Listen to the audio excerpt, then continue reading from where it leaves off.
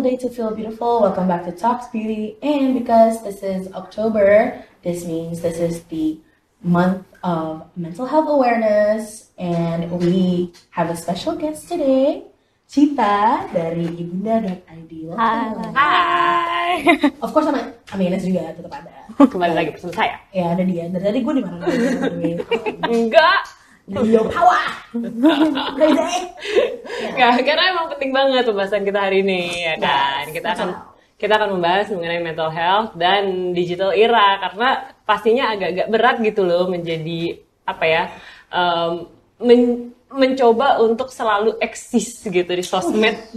Tapi at the same time kadang-kadang tuh berat untuk apa namanya? Mungkin bisa dibilang self worth dan kita nggak ngerasa apa ya, insecure gitu. Gimana sih caranya untuk memakai sosmed tuh tetap stay sosmed aja gitu, nggak depresi karena itu. Sebenarnya itu sih yang mau kita omongin kan? Ya. Minum. Sorry.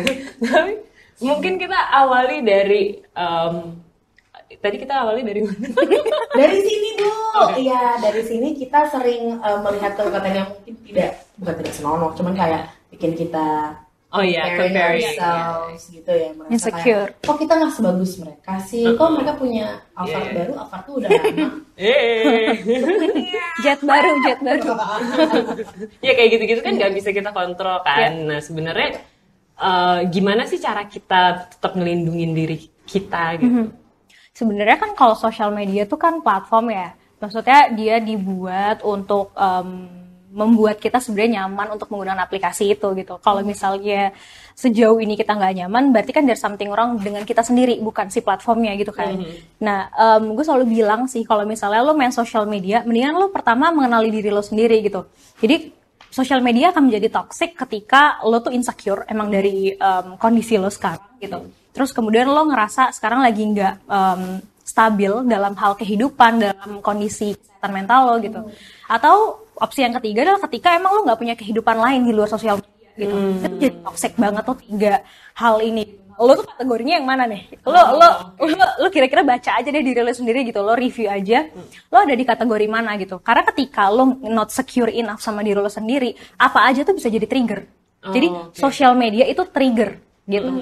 Bukan sosial media langsung membuat kita jadi depresi gitu, tapi itu adalah trigger. Jadi let's say saat ada beberapa teman gue yang memang punya isu terhadap anxiety misalnya gitu.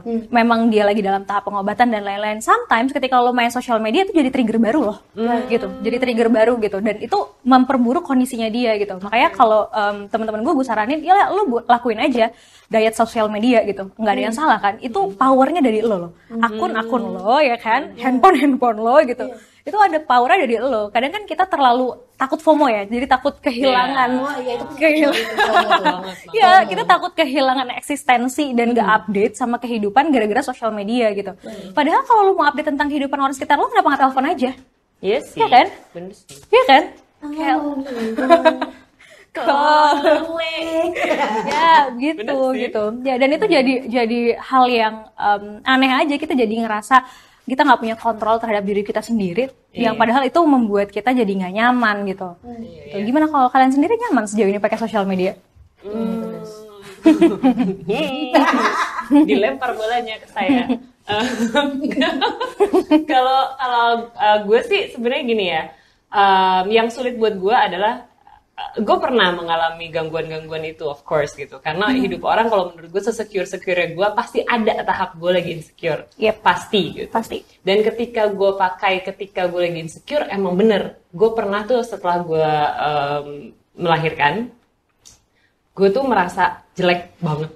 Gue merasa gue gendut, gue merasa gue bloated, gue merasa gue bukan gue. Dan gue bener-bener niat apapun tuh bitter.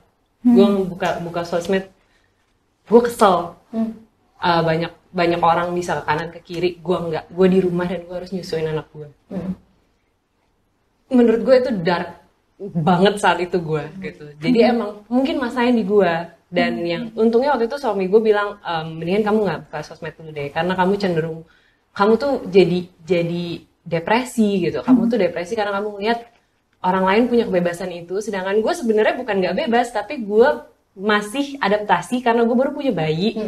Of course gue harus di rumah loh. 3 bulan gue harusnya di rumah gitu kan. Gue harusnya cuti dari pekerjaan gue gitu. Tapi gue nggak mau gitu. Ternyata dalam diri gue tuh pengen tetap kayak temen-temen gue gitu. Dan gue merasa stuck dan itu berat buat gue. Dan at that time juga gue masih tetap harus eksis karena gue masih banyak menerima endorsement dan lain-lain. Jadi itu berat buat gue saat itu. Karena gue harus tetap eksis, tapi gue nggak mau buka. Nah, kan ini sebenarnya konflik gue di situ kan. Nah itu sebenarnya kalau misalnya keadaannya seperti itu tuh gimana tuh Cid?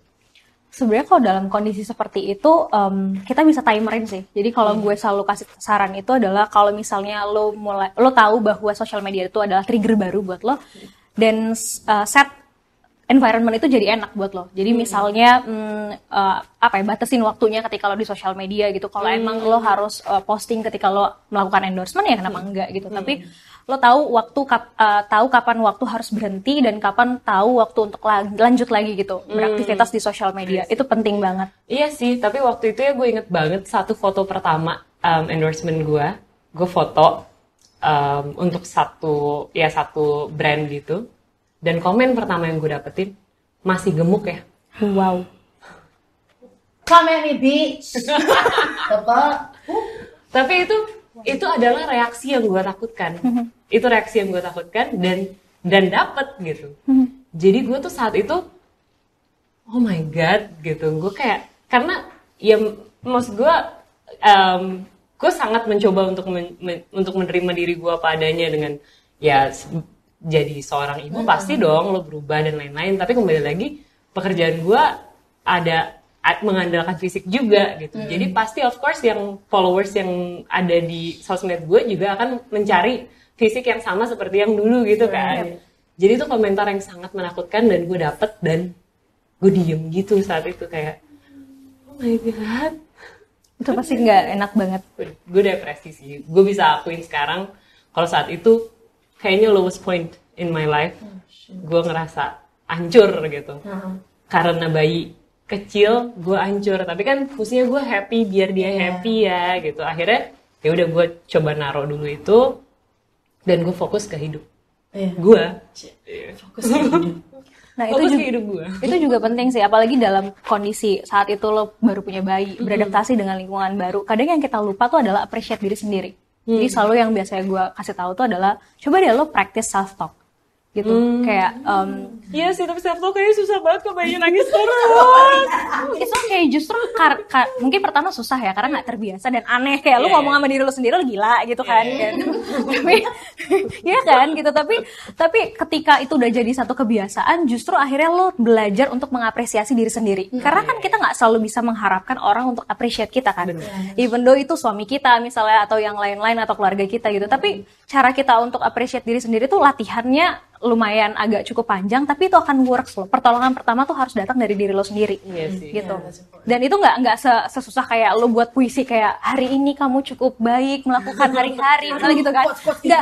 Nggak mungkin kayak gitu. Senyamannya lo aja, bahasa lo ke diri lo sendiri tuh kayak gimana, kayak sesimpel kayak thank you ya hari ini lo udah cukup membantu diri lo sendiri, udah kuat buat diri lo sendiri, udah melewati hari lo sendiri. Walaupun gue tahu lo capek, walaupun gue tahu lo misalnya pengen banget menyudahi ini semua misalnya gitu, tapi lo udah berhasil lo melewati hari ini, so thank you. Besok kita berjuang lagi ya, hari ini udah selesai. Hari ini kita istirahat gitu. Iya sih, itu harus perlu dilakukan terus ya. Tapi gue pengen tahu juga dari Gemat nih, karena gue dan lo kan cukup bertolak belakang ya. Gue tuh sering insecure. Gue mencoba suka menyamakan diri gue sama standar yang ada di luar sana gitu. Tapi kalau lo kan emang karakternya cukup kuat nih sebagai seorang Gemat dengan keberanian itu. Maksudnya di dalam sosmed apakah lo ada rasa kadang nggak nyamannya gitu ya? Gue kalau di social media mungkin I think all fat girls relate to this. Kayak kita tuh ada saat dimana gue nerima kalau gue bukan stick thin misalnya atau kayak Instagram body, tapi pose-posenya kita pasti kayak dibikinnya kelihatannya lebih kurus, lebih kecil. Itu kadang-kadang tuh gue ngerasa kayak buat apa? Buat apa? Terus ada lagi pressure yang bikin gak nyaman tuh kalau sekarang lebih kayak karena gue berani gitu loh, orangnya gue berani dan gue emang nyaman di diri sendiri. Pas gue menyalurkan itu semua di social media, gue jadi nerima pesan-pesan lah, messages gitu, DM. Kalau, Kak Gemat, aku terinspirasi banget sama kakak gitu. Tapi jadinya gue malah takut gitu loh, kayak what if I'm setting a bad example. Itu kadang-kadang gue juga suka pressure. Jadi gue ngerasa baik banget nih orang yang udah merhatiin gue. Jadi kayak kesana gue gak bisa jadi diri gue sendiri. Itu satu pressure gitu. Atau ada ekspektasi kalau orang gendut, orang gemuk, orang besar di sosial media, mereka itu jauh lebih kuat daripada orang-orang yang cantik-cantik dan kurus-kurus karena mereka ready to be judged because they are flawed. Di social media tuh kayak gitu. Kalau misalnya orang tetap sama gue, mereka pasti kayak praise gue kayak dan mereka mungkin kayak udah lupa gitu loh, nggak terlalu mikirin kayak fisik gue, tapi karena di social media apa yang ada adalah fisik gue, jadi tuh merasa pressure pasti ada di situ gitu. Orang pasti ngerasa kayak kalau misalnya lo berani putting yourself out there, berarti lo udah biasa ya sama hate comments gini-gini gitu kan. Orang juga jadi lupa. Jadi tekanannya ada di situ. Satu, jadi terbatas gitu, kayak gue merepresentasikan sesuatu nggak ya? Apakah gue harus tidak menjadi diri sendiri nggak ya? Gitu sih. Cuman kalau misalnya buat kayak hate comments atau comparison, itu gue sangat jarang. Untuk gue bersyukur banget sih, gue nggak terlalu kayak compare my lifestyle atau life choices with people that I see online. Dan tadi juga gue bilang tadi kan kayak I'm very familiar with the block button and the unfollow button, like excuse you. Kalau misalnya lo udah gue anggap mengganggu atau nggak penting di dalam hidup online gue, yang gue juga ketemu sama lo in real life, you're gone bitch. Like excuse you. I don't know, tapi banyak loh orang yang kayak very attached to their social media, yang kayak dulu gue tuh sangat di-praise karena hobi gue adalah unfriending people on Facebook. Back to that, gue baru aja nge-unfriend seseorang di Facebook. Tadi. May I ask who? No. You may ask what I will not answer. Tapi gitu, gue kayak kok lo bisa sih unfriend dia? Nah karena butuh keberanian kan. Tapi menurut gue itu attachments, kayak menurut itu suatu attachment antara lo dan profil lo. Kalau misalnya lo ngeliat profil lo hanya profil online, lo bakal bisa aja kayak ngeblok, unfollow, unfriend siapapun yang lo mau, yang penting kayak nggak berwarna lo. Tapi buat orang-orang yang ngerasa kayak misalnya kayak my Instagram is everything, jadi yang gue follow ada teman gue, kalau misalnya gue nggak follow dia berarti gue nggak temenan sama dia, padahal kayak ya nggak juga gitu. Kayak human interaction itu kan repot ya jadinya. Itu gimana, maksudnya kayak gue yakin banyak orang yang attach sama social media udah kayak gitu sih. Do you think it's healthy or not?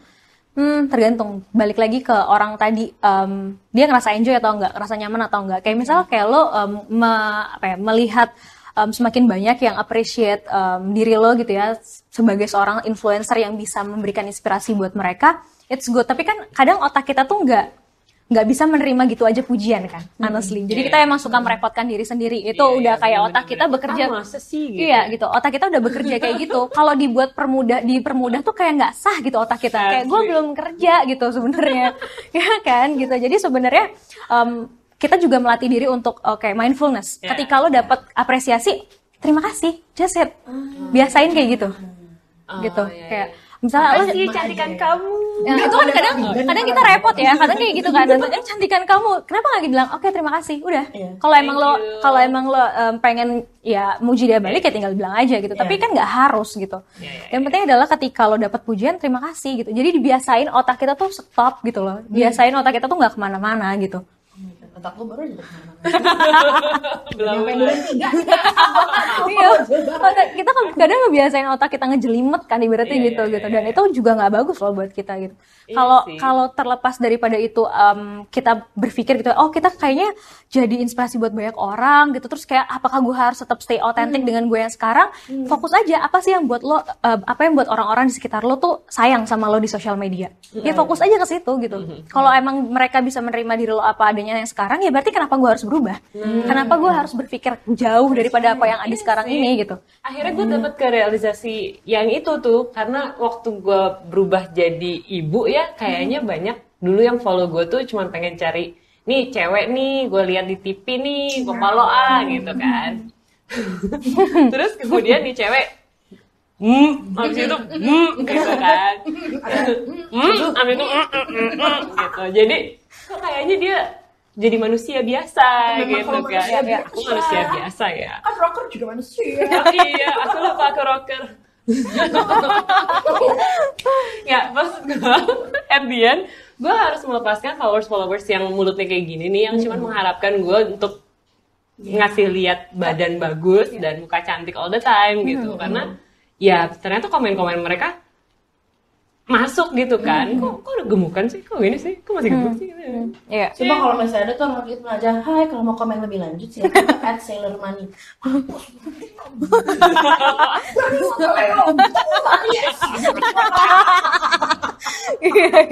Iya. Tapi kita harus punya mentalitas seperti itu ya. Maksudnya untuk ngeblok itu sendiri biar ada keberanian untuk benar-benar sayangin diri kita dulu.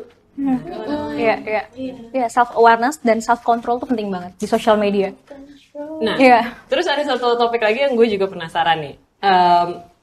Lo kan bisa ngontrol siapa yang lo follow gitu ya sebenarnya gitu, tapi lo nggak bisa tahu apa yang terjadi sama diri lo. Diri lo akan mengalami naik dan turun gitu, tergantung aja, dan hormon kadang-kadang juga ya gitu deh, mengambil jatah di dalam apa badan kita. Terus apa yang gue rasakan dulu adalah gue mengalami hubungan yang tidak baik dengan makanan, karena yang gue follow tuh kebanyakan model-model dan Victoria's Secret Angels gitu. Nah, gimana sih caranya lo tahu kalau oke, ini nih udah salah nih gitu? Karena setiap kali gue lihat mereka di sosmed gue gak mau makan. Karena gue pengen badan gue kayak mereka, gue pengen secantik mereka, gue pengen kaki gue sepanjang mereka, yang nggak mungkin sebenarnya mau cangkok di mana, halo gitu. Asli. Cuman kan itu menjadi masuk ke dalam subconscious gue kan gitu, dan harusnya gue lebih aware, tapi gue nggak tahu at the time gitu. Nah, gimana sih caranya untuk lo tahu kalau no, lo harus unfollow nih yang kayak gini-gini nih gitu, karena ini akan berakibat buruk sama lo. Waktu itu sampai di saat sekarang, maksudnya lo bisa keluar dari proses itu gimana? Gue makan. Dari nggak makan, gue makan. Jadi otak gue berguna lagi. Lo unfollow gitu. Ya, keren. Wah, isinya apa nih? Berarti kayak langsung action plan ya? Gitu loh. Kayak, oke, gue udah bener nih. Gue makan dulu, bekerja. Wah, bener, unfollow gitu. Ya, cuman gue itu lama, Bo. Gue ada di dalam pusaran itu tuh lama. Dan untuk sampai ke saat ini adalah gue banyak meditasi, gue banyak yoga, gue banyak ngobrol sama diri gue gitu. Baru gue sadar kalau ini tuh karena gue banyak ngeliat sesuatu yang terlalu perfect, dan gue mau mencoba menjadi perfect. Dan perfect itu nggak pernah akan gue dapet ever, gitu loh. Mau gue train 7 hari seminggu pun nggak akan bisa gue jadi Alessandra Ambrosio gitu, karena bukan dia gue gitu. Ya itu sih. Tapi kan maksud gue ada itu banyak lama, dan gue menyakiti banyak orang. Gue bahkan pernah marah sama laki gue karena gara-gara dia suruh gue stop makan karena gue binge eating. Maksud gue gue sudah menyakiti orang yang gue sayang.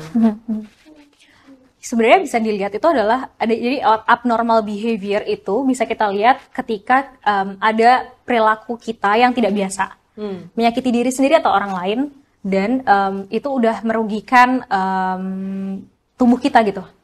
Gitu. Jadi bisa dilihat dari 3 kategori itu sih. Sesimpel adalah misalnya ada yang negor lo, kok lo berubah sih? Misalnya gitu, atau kayak kok kamu kayaknya melakukan sesuatu yang berbeda ya dari biasanya. Karena kadang ketika kita nggak aware sama diri kita, orang sekitar yang paling terdekat yang paling aware kan. Iya, betul. Cuman kadang-kadang kita ngegas duluan ya, maksud lo apa begitu.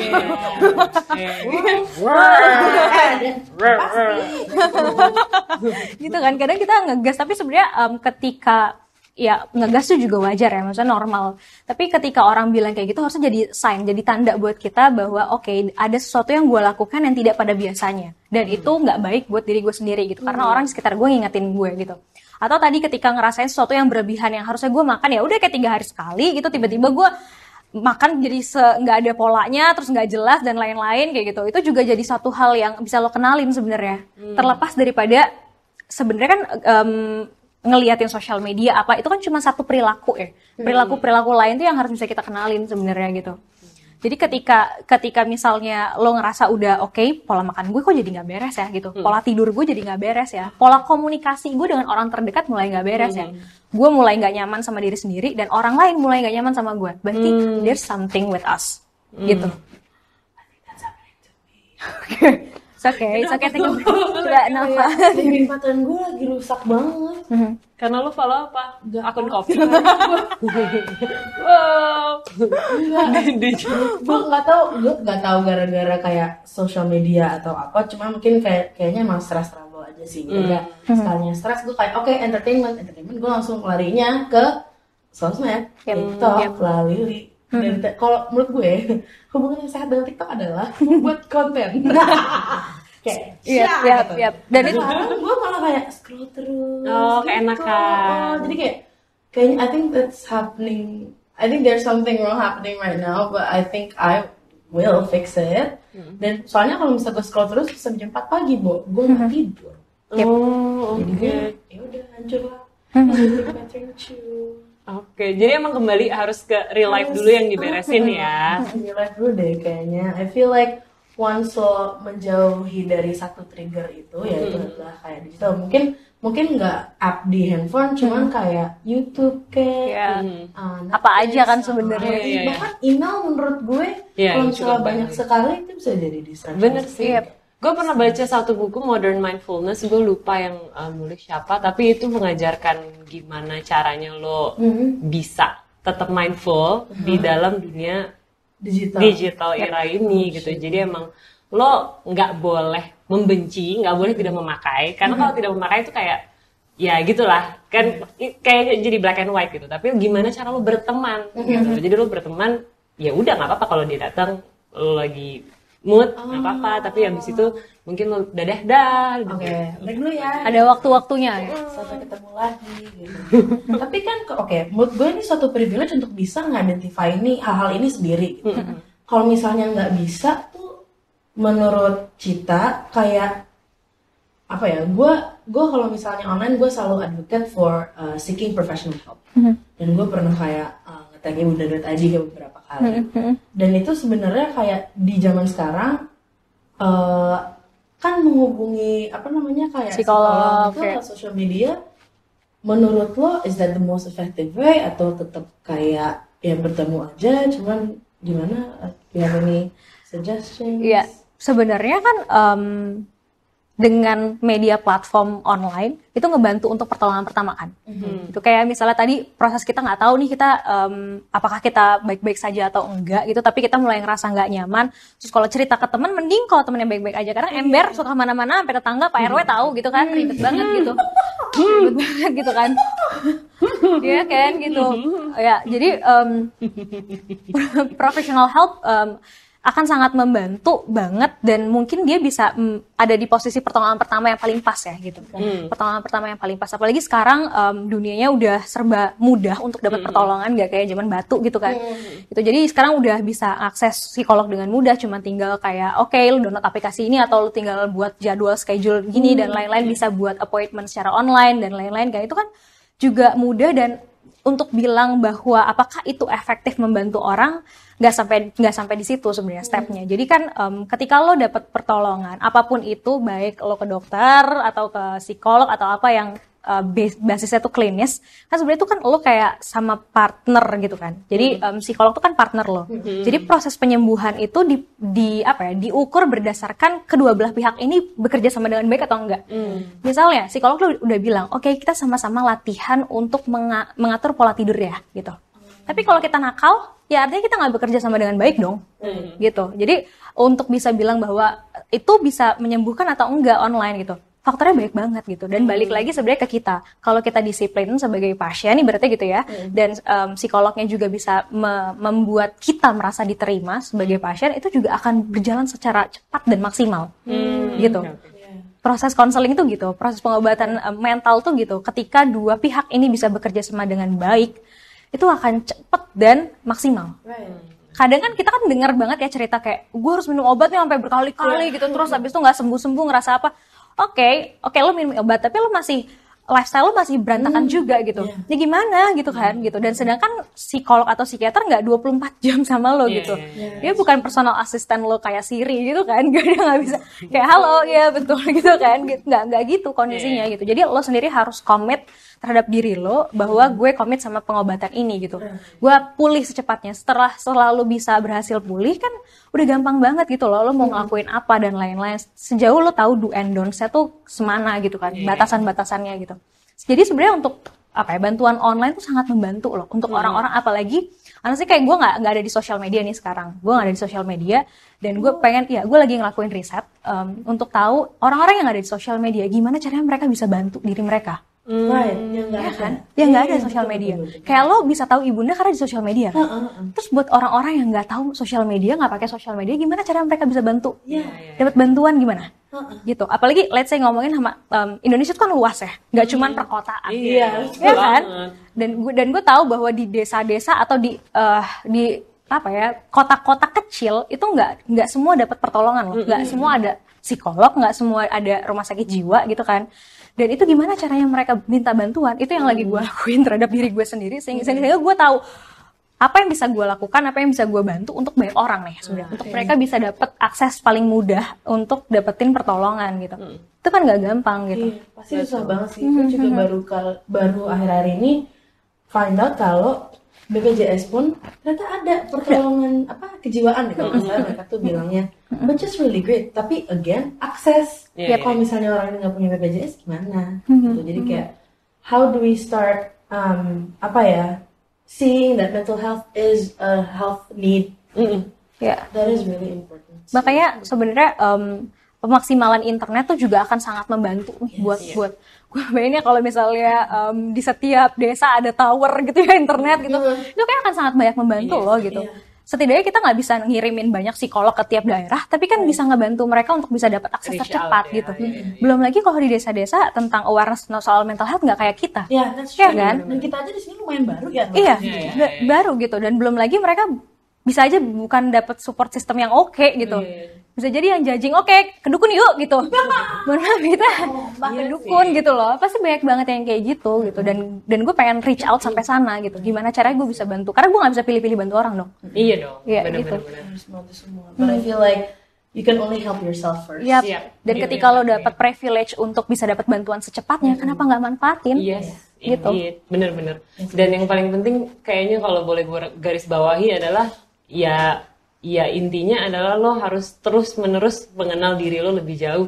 Karena diri lo pasti juga melewati banyak proses, lo akan berubah, lingkungan lo juga akan berubah, dan pastinya lo juga akan evolve dengan perubahan-perubahan itu kan. Betul. Betul banget. Ya, thank you so much Cita sudah mencerahkan kita hari ini. Ya, semoga membantu. Pastinya. Ya, dan semoga juga membantu yang nonton dan juga dengerin episode kali ini. Terima kasih. Dan kita akan ngomongin banyak hal menarik lainnya di Magnet Talks Beauty. See you guys.